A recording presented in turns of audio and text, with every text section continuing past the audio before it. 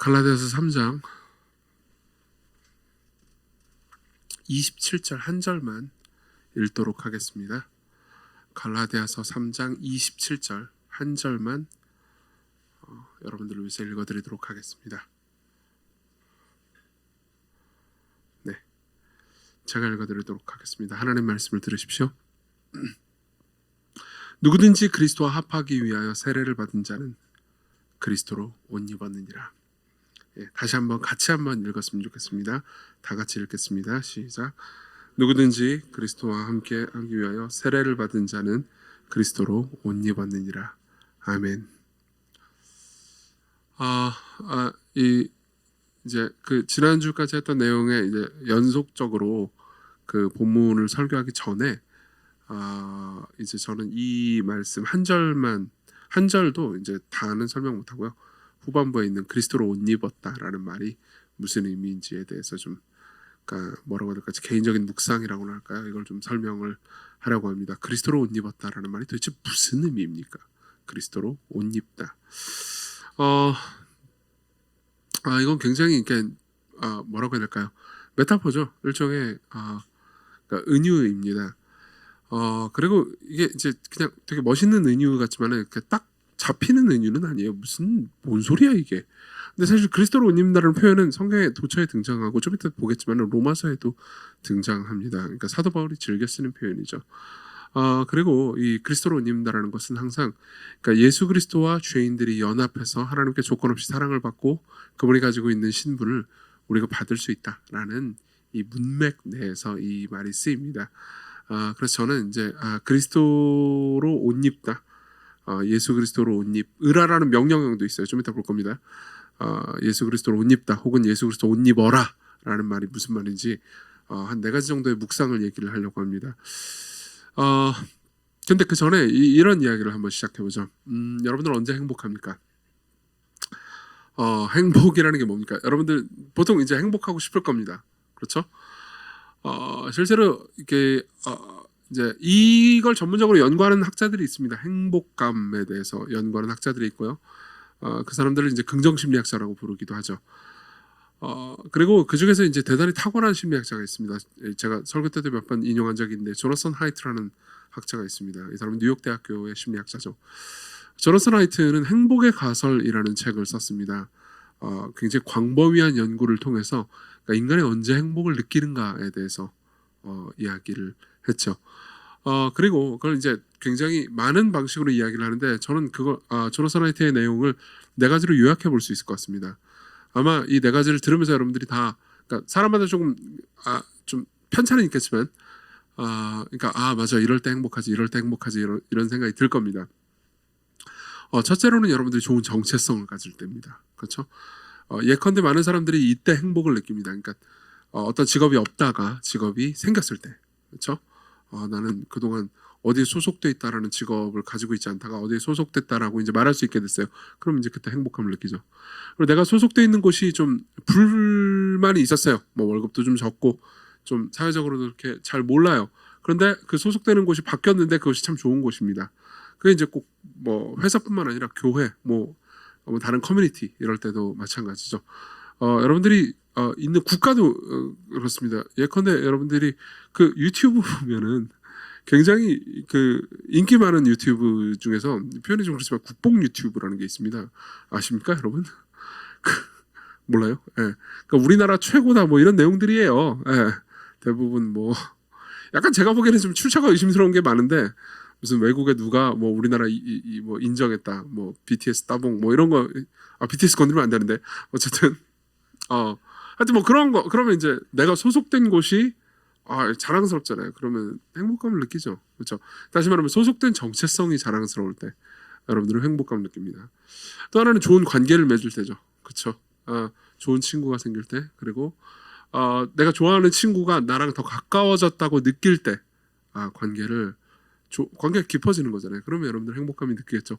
혹은 이제 여러분들이 좋아하는 친구하고 거리가 좀 생겼다. 그러면은 여러분들은 당연히 불행함을 느끼게 될 겁니다.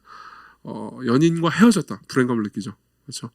그러니까 좋은 관계를 맺을 때 여러분들은 행복감을 느낍니다. 그래서 3번째로는 자신이 변화되고 성장할 때입니다. 그러니까 여러분들이 생각해도 5년 전에 나와 비교할 때 내가 지금 더 많이 알게 됐고 좀 성장했고 인격적으로도 성숙했지라고 느끼는 부분들도 있을 겁니다. 저는 이제 목회를 11년을 했고 저 스스로도 마찬가지지만 이제 사람들을 계속 보아오잖아요. 그러면서 사람들을 보면서 와, 저 영욱이 저 친구가 참 몇 년 전에는 그 사람인지 잘 몰랐는데 농담이에요. 농담일까? 농담이에요. 진짜 농담이에요. 이제 굉장히 멋있는 남자가 됐구나. 이렇게 느낄 때가 있을 수 있죠. 그리고 이제 남들이 볼 때 그러면 본인은 얼마나 뿌듯하겠습니까? 그렇지, 영우가? 네, 좋습니다. 감사합니다. 예. 근데 이제 여러분들 다 마찬가지일 겁니다. 그러니까 스스로 생각할 때 내가 성장했구나. 내가 더 뭐 이렇게 수치로 나타난다. 그럼 더 좋겠죠. 뭐 예컨대 내가 토익 점수가 몇백 점이 올랐다. 뭐 그러면 여러분들이 이제 행복감과 자신감을 느낄 겁니다. 그러니까 그럴 때 여러분들은 보통 변화되고 성장할 때 행복감을 느끼죠. 또 아름답다고 여긴 말할 때 이때도 행복감을 느낍니다. 그러니까 뭐 타고난 외모뿐만 아니라 그러니까 그런 거 있잖아요. 여러분들 그런 적 있지 않습니까? 누가 여러분들 중에서도 분명히 그런 사람이 있을 겁니다. 그러니까 누가 나를 볼 때 되게 예뻐하는 느낌이 느껴질 때가 있습니다. 영웅이 보면 예쁘잖아요. 그렇죠? 요즘 반응 좀 해주실래요, 여러분? 네, 좋습니다. 제 생각에는 제가 아직 연예인병의 치유를 못 받은 것. 제가 어제 고신대 갔다 왔거든요. 근데 고신대 가면 약간 연예인병에 걸려가지고 와요. 제가 고신대에서 유명하거든요. 유명한 사람이에요. 믿으세요, 여러분. 근데 지금 약간 좀 그만할게요.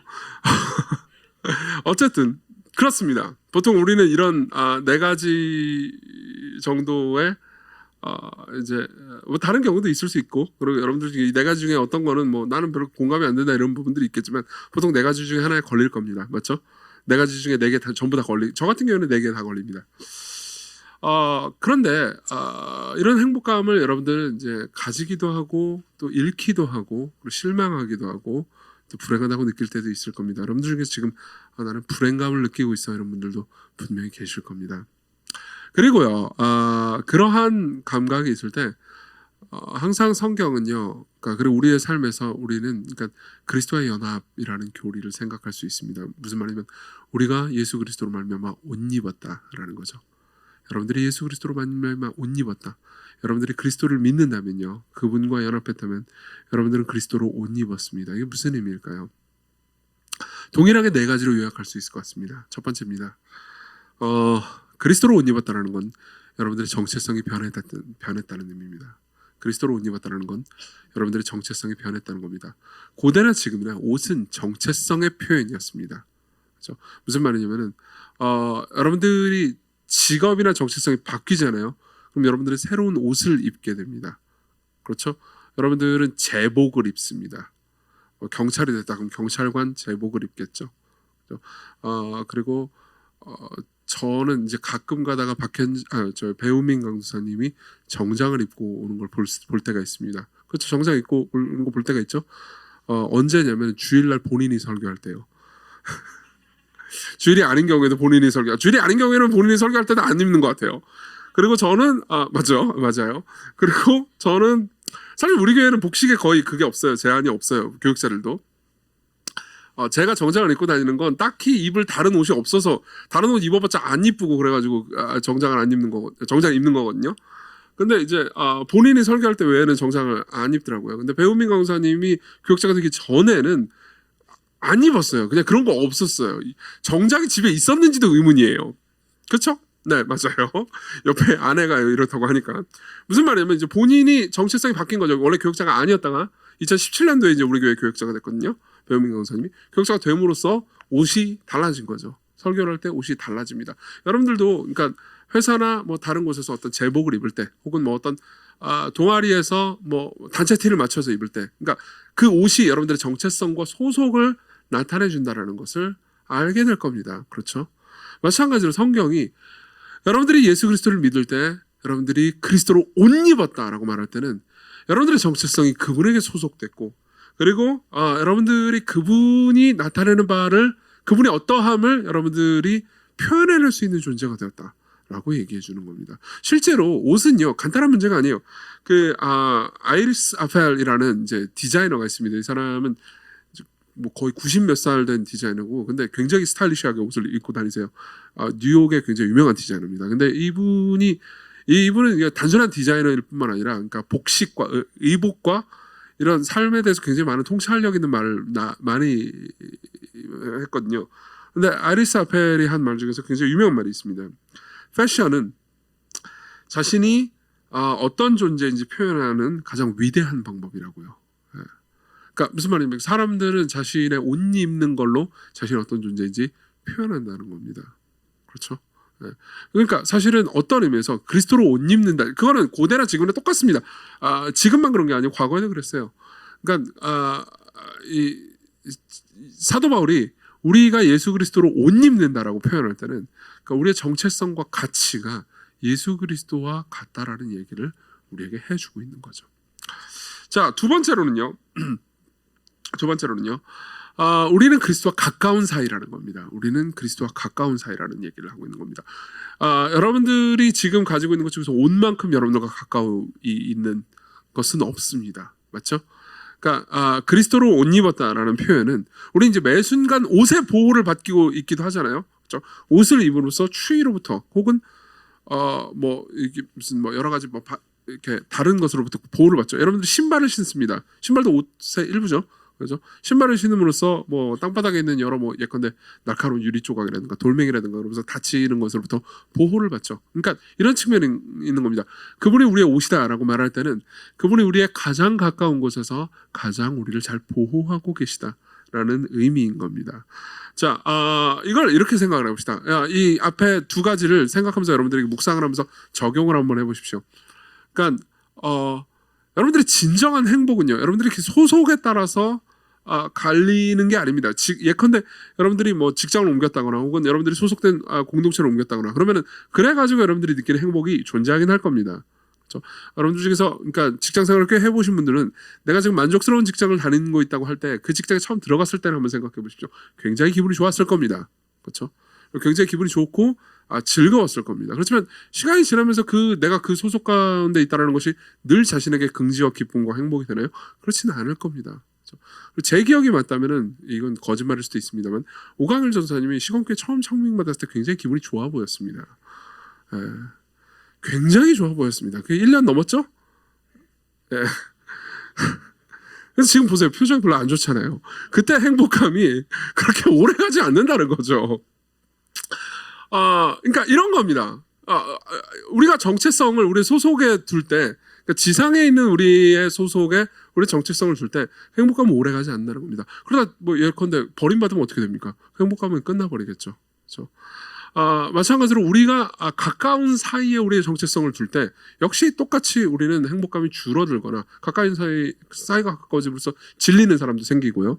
그리고 이제 예를 들면 가까운 사이로부터 버림받는다 그러면 우리는 굉장히 불행감을 많이 느끼겠죠. 그렇죠?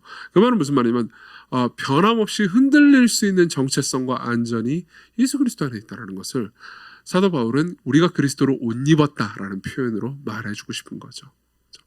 세 번째입니다. 세 번째는요, 그리스도를 본받는다는 의미이기도 합니다. 예수 그리스도로 옷 입는다는 건 예수 그리스도를 본받는다는 의미이기도 합니다. 그러니까 옷이랑 본받는 거랑 무슨 의미냐 이렇게 생각할 수 있는데, 옷은 어느 정도 우리를 통제합니다. 그렇죠?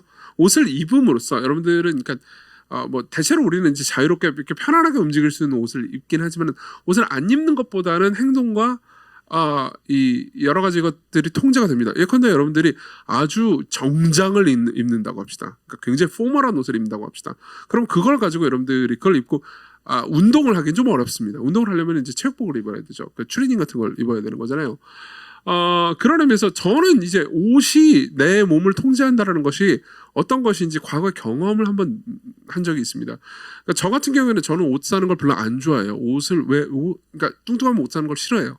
왜냐면 주로 이제 패션이 근거가 아니고, 예쁜 걸 통해서가 아니고, 배용 강사님 고개를 끄덕이고 계시는데, 예쁜 게 아니고 몸에 맞는 걸 중심으로 옷을 고르거든요. 그러니까 오늘 옷 사는 걸 별로 안 좋아해요. 그리고 저는 원래 옷을 그렇게 좋아하지도 않아요. 그렇지만 어쨌든 옷을 살 때는 늘, 그러니까 내 몸에 맞는 것만 샀단 말이에요. 내 몸에 맞으면 그걸로 좋겠습니다. 근데 이제 그러다 군대를 갔어요. 근데 지금은 어떤지 모르겠습니다. 근데 제가 군대를 갔을 때는 98년도였거든요. 98년도의 군대는 그다지 친절하지 않았습니다. 예컨대 이제 군대 가면 군복이랑 군화를 나눠줄 거 아니에요. 근데 이제 나눠줄 때, 그러니까 거기 있는 기관병들도 굉장히 피곤해, 조교님들도 굉장히 피곤했기 때문에 친절하게 자 너는 사이즈가 어떻게 되니 이렇게 물어보지 않았단 말이에요. 그렇죠? 그냥 박스를 몇 개씩 갖고 와요. 그래서 연병장에 이제 이렇게 그 빡빡머리 군인들이 있잖아요. 그러면 박스를 던집니다. 그래서 알아서 입어 이렇게 되는 거죠. 그럼 이제 알아서 입으면 저 같은 사람은 굉장히 난감해집니다. 왜냐하면은 이제 이렇게 뭐 입을 게 별로 없어요. 그렇죠? 근데 어쨌든 그때 제 기억에 이제 옷은 대충 어떻게 뭐 무슨 배는 이렇게 쫄리면 되는 거고 뭐 대충 이제 끼워 넣으면 되는 거잖아요. 근데 군화가 문제였어요. 군화는 진짜 제가 발이 원래 보통 키가 크면 발이 크잖아요. 근데 저는 키도 그렇게 많이 큰 것도 아닌데도 불구하고 발이 컸어요. 왜 그러냐면 발이 뚱뚱해가지고 이게 높이가 높으니까 약간 하여튼 그런 게 있었어요. 근데 군화가 안 맞는 거예요. 그래가지고 이제 되게 무섭긴 하지만 조교님한테 요청을 했죠. 이 군화가 안 맞는다. 이거 좀 바꿔줬으면 좋겠다.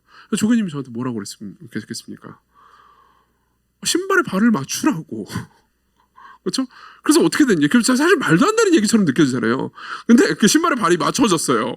재밌는 게 뭐냐면 일단 신발이 가죽이긴 하지만 이렇게 늘어나요. 결국은 제 발이 그렇게 강력하더라고요. 결국은 그것도 그렇고 이제 군대 가면 이제 훈련을 받고 그러잖아요. 그럼 살이 조금씩 빠진단 말이에요. 살이 빠짐과 함께 발등의 살도 조금씩 줄어들면서 결국 맞춰지더라고요. 그때 제가 처음 알았어요. 그러니까 옷이라는 게 몸의 어떤 무언가를 통제해서 몸을 옷에 맞추는 성질이 있습니다. 그렇죠?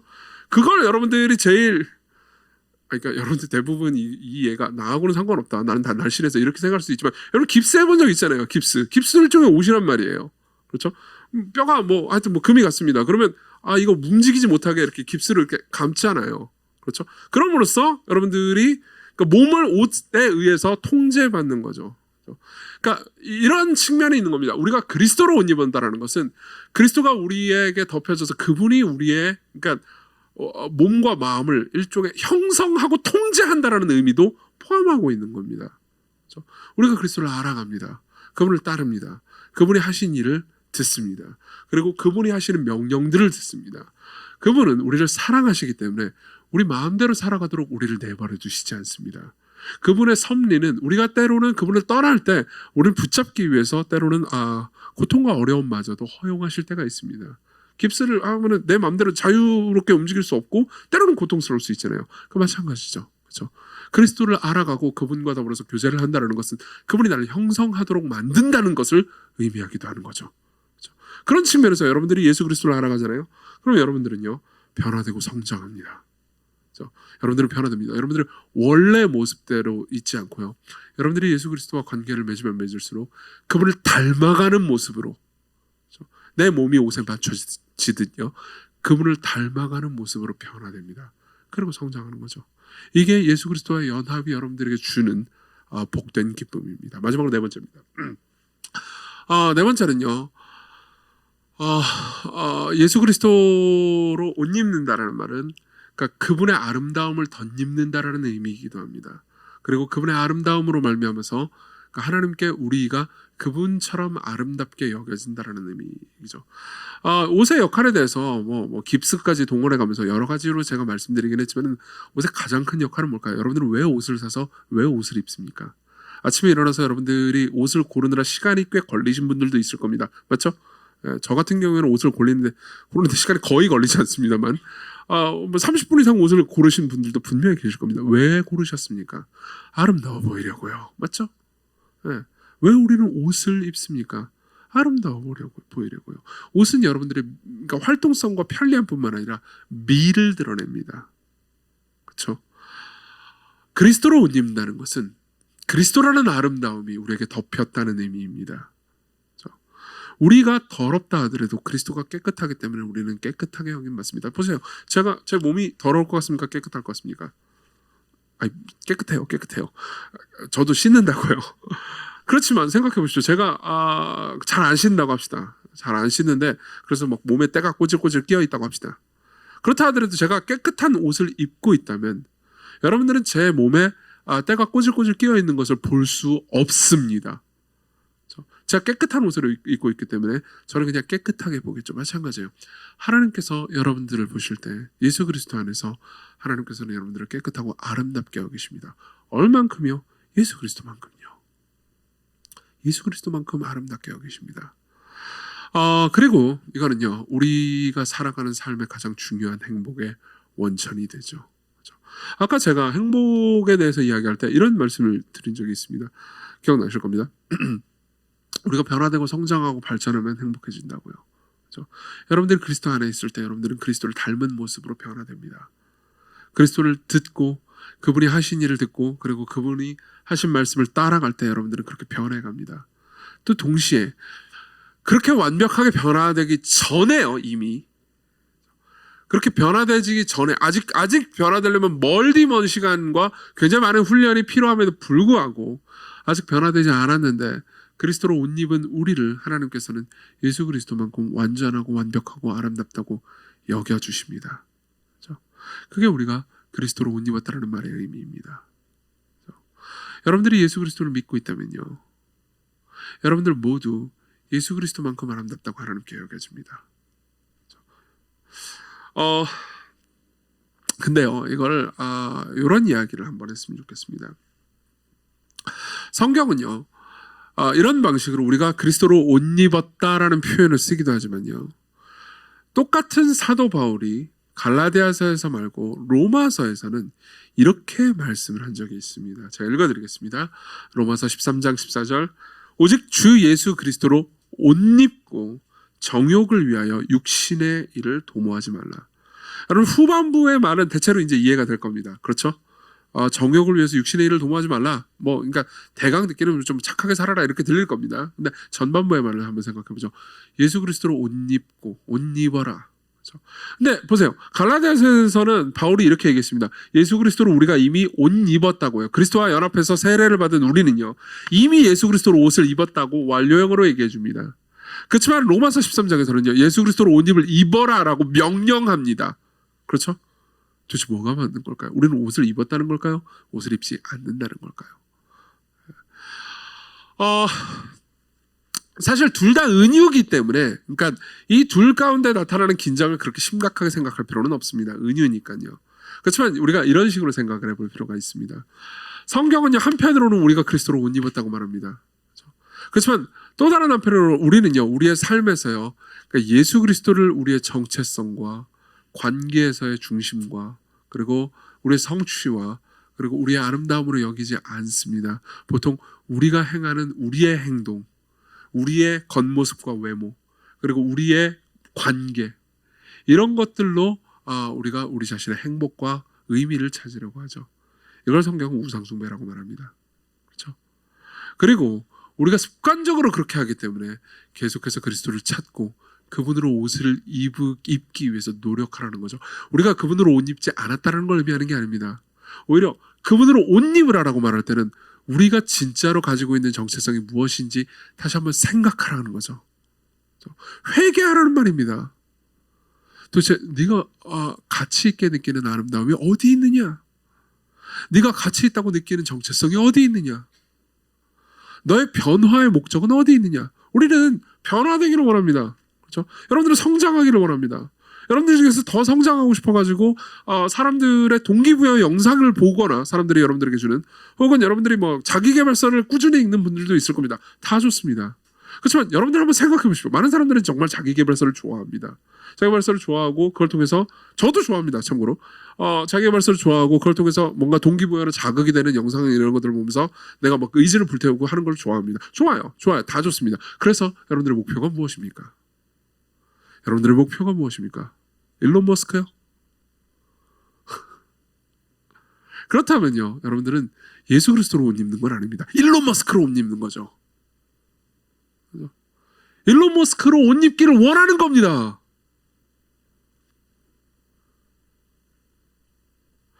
누군가 제가 몇 주 전에 설교를 그런 얘기를 했습니다. 제가 그 해리포터에 나오는 소망의 거울 얘기를 한 적이 있죠. 그렇죠? 소망의 거울 하면서 그게 우리의 예배의 대상이고 우상이다 이런 얘기를 했던 기억이 있을 겁니다. 못 들어보신 분들을 위해서 간단하게 얘기하자면, 해리포터에 보면요, 해리포터 영화에 보면 소망의 거울이라는 게 있습니다. 에리세데 거울이라고. 그러니까 거꾸로 하면 디자이어입니다. 그러니까 내가 바라고 갈망하고 소망하는 것이 무엇인지 보여주죠. 그리고 해리포터가 그 소망의 거울에 섰을 때 자기 부모님이 보입니다. 그러니까 자기가 갈망하는 가장 갈망하는 무언가가 부모님이었다는 거죠. 누가 이제 그 설교를 끝내고 나서 누가 저한테 물어보더라고요. 목사님한테 소망의 거울 앞에 서면은 목사님 뭐가 보일 것 같냐고 물어보더라고요. 뭐가 보일 것 같으세요? 제가 조금 고민하고 나서 이렇게 대답을 했습니다. 지금도 이 문제에 있어서는 저도 비슷한 것 같아요. 은퇴하기 직전에 팀 켈러가 보입니다. 제가 제일 존경하는 목회자 중에 한 명이 팀 켈러고요. 그리고 전 진짜 부러워요, 그분이. 왜냐하면 성공적으로 사역을, 그러니까 그것도 은혜 안에서 굉장히 열매 맺는 사역을 그리고 좋은 성품으로 그리고 탁월한 설교로 남겼고요. 그리고 제일 좋은 건 은퇴했잖아요. 근데 저는 은퇴하려면 최소 20몇 년 남았거든요. 거의 30년 가까이 남았어요. 근데 은퇴 너무 멀리 남았는데 그 양반은 은퇴를 했잖아요. 그래서 은퇴하기 직전에 팀 켈러가 되는 게 제 소원이다. 이제 에리세데의 거울, 그러니까 소망의 거울 앞에 팀 켈러가 보이겠죠. 그럼 저는 뭘 원하는 걸까요? 팀 켈러로 옷 입기를 원하는 걸 겁니다. 물론 뭐 그분이 예수님을 닮았다면 그분이 예수님 닮은 분이니까 제 생각에는 좀 나아 보일 수 있겠죠. 그렇지만 사실 저는 그러니까 굳이 예수님을 놔두고 예수님을 닮은 사람을 바라볼 필요는 없는 거였습니다. 안 그래요? 그리스도로 옷 입으라. 여러분들에게 어떻게 들리십니까? 여러분들은 무엇으로 옷 입기를 바라십니까? 여러분들이 옷 입고 여러분들이 되기를 원하는 그 무언가는 무엇입니까? 혹은 누구입니까? 제가 매주 설교할 때마다 그리스도께로 오십시오라고 말할 때 여러분들은 어떤 생각을 하십니까?